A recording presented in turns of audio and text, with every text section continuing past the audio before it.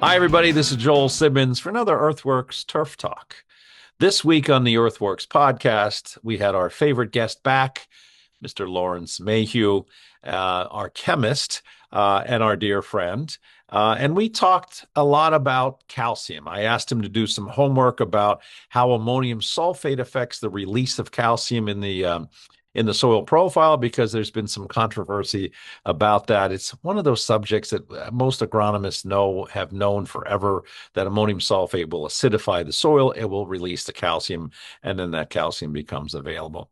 And we talked about that quite a bit here. I'm going to send you a little clip here that where Lawrence really goes into some detail. But if you have a chance to listen to this week's EarthWorks podcast with Lawrence Mayhew, please do. I think you'll find a lot of good information about how calcium really affects the biological systems and the chemical systems in the soil. And it's always good to hear from our friend Lawrence Mayhew. So take a listen to this clip. And if you get a chance, please listen to this week's podcast with Lawrence Mayhew and me. Thank you so much. The chemistry of ammonium sulfate added to a soil system is kind of straightforward, really.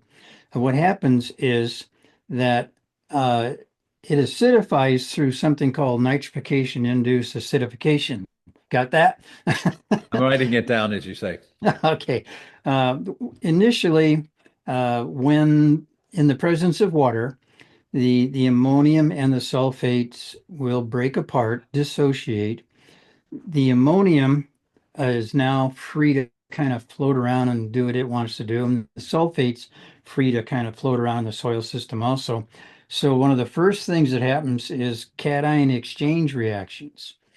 Ammonium, NH4 with a positive charge, will be attracted to negatively charged soil colloids, CEC in other words, or cation exchange reactions. Yeah, various cations in the soil. Yes. Yeah. So they will move on to a soil colloid, and that will displace something. And a lot of times the thing that's actually displaced is calcium.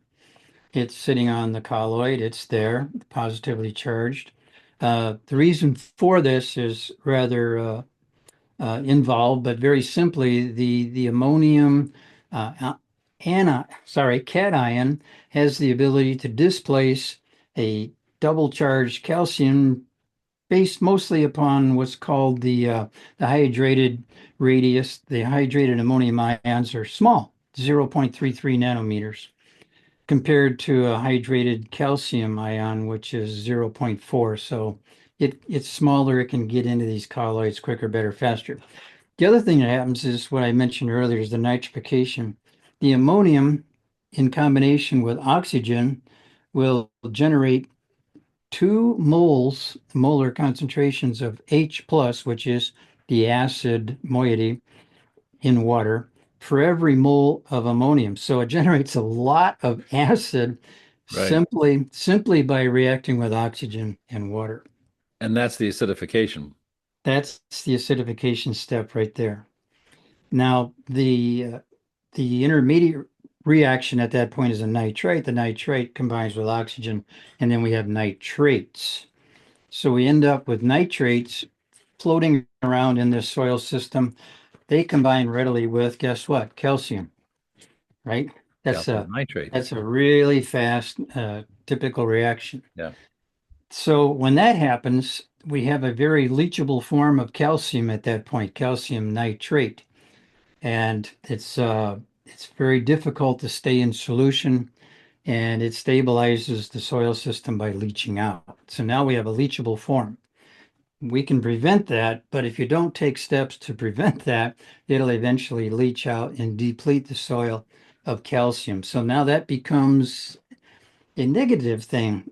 Releasing calcium in a more bioavailable form is a good thing, but the continuous use, continually repeated use of ammonium sulfate will result in calcium leaching out of the soil.